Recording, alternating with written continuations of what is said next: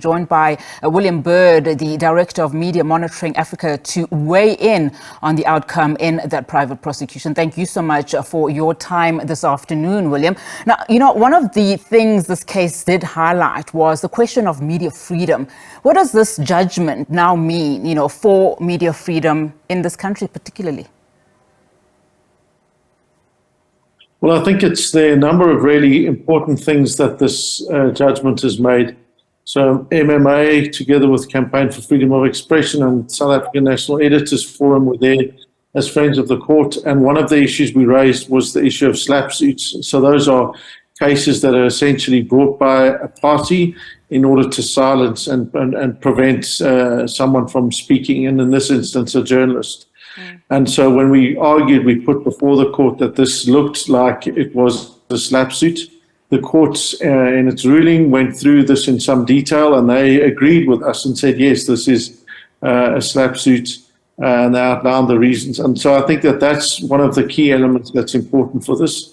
I think the other element is that they also then raised issues relating to cyberbullying around this, particularly around Ms. Maughan and the kind of abuse that she's had to endure as a result of this particular, of being involved and cited in this case.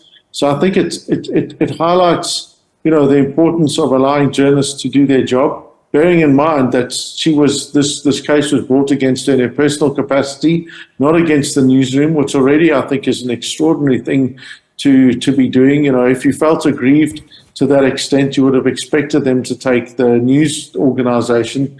Ms. Maughan wasn't doing this in her spare time. This was part and parcel of her ordinary duties while being in the employment of a news organization. So this is one of the key elements of the case that I think the court has found is really important, and said this is not acceptable behavior. And in fact, the judgment was very critical of Zuma, saying that this private prosecution was an abuse of the process. Yep, I think on all of the grounds, still finding it an abusive process, finding that they had no basis for it. There were a number of places in the judgment where they just say, the respondent didn't answer this, they didn't have anything, they had they didn't back up the arguments. All of those kinds of things were quite key in the way that the courts strongly criticized, Mr. Zuma's arguments.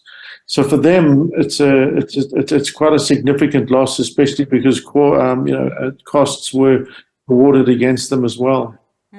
And now the Jacob Zuma Foundation has obviously come out, with the statement labeling this judgment as bizarre, and saying that it will now appeal. But of course, we know that there is that interdict, that prevents, him from pressing any future charges against Maughan. But what do you make of that reaction from the Zuma Foundation?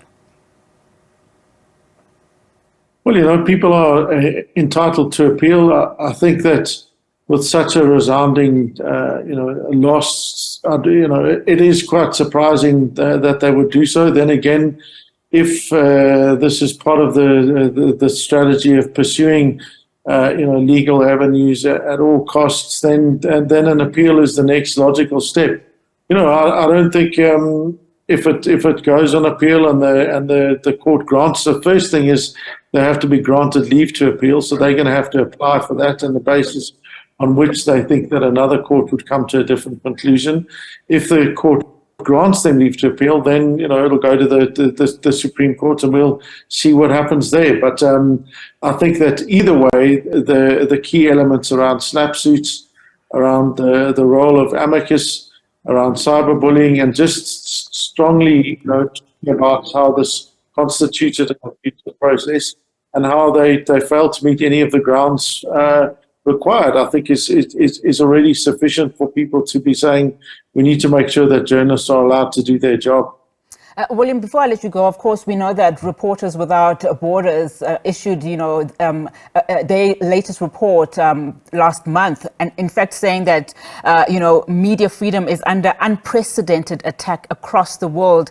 But South Africa is ranking high in terms of media freedom, saying that South Africa is in a good space at the moment. Of course, we know that the picture looks different, elsewhere in the world. What do you make of these findings, and how long will our status last, considering these cases that we are currently seeing now? Well, there are always going to be those that try and bring things. We've seen the Moti case, interdict against Amabi, which I think is another escalation against journalists. And this case, obviously, but by and large, I think the things that you look at is that we've got an independent judiciary. There was a full case was heard. The issues have been put before the court's comments around the critical importance of media freedom, how they expanded the definition of what constitutes a slap suit. All these are all really good things that I think will actually serve to further benefit and bolster South Africa's ranking in the way that we consider and treat media freedom. These are positive things, especially with this kind of a ruling.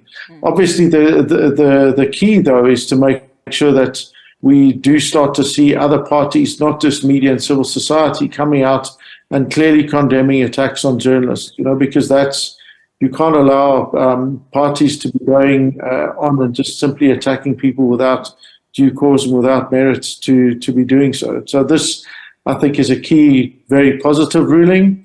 Again, we need other entities to be coming out and clearly condemning attacks on journalists.